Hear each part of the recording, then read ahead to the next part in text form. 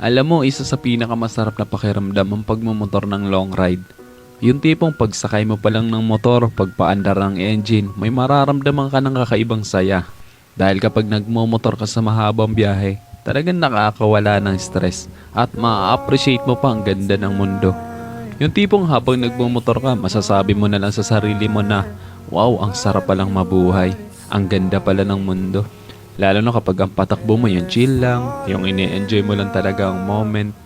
Madami kasi tayo kanya-kanyang problema sa buhay. Pero kapag nagmomotor ka na, makakalimutan mong problema mo.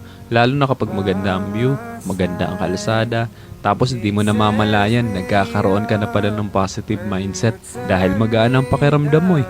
Kaya kapag stress ka na, kailangan mo lang din talaga minsan ng mahabang biyahe bilang isang pahinga eh. Ang weird no?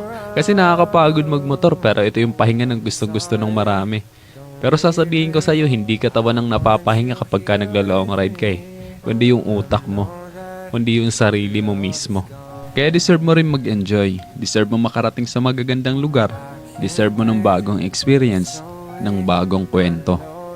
Ang buhay ay isang mahabang biyahe. Madami kang pagdadaan ng iba't ibang uri ng kalsada. Malubak, mabuhangin, madulas.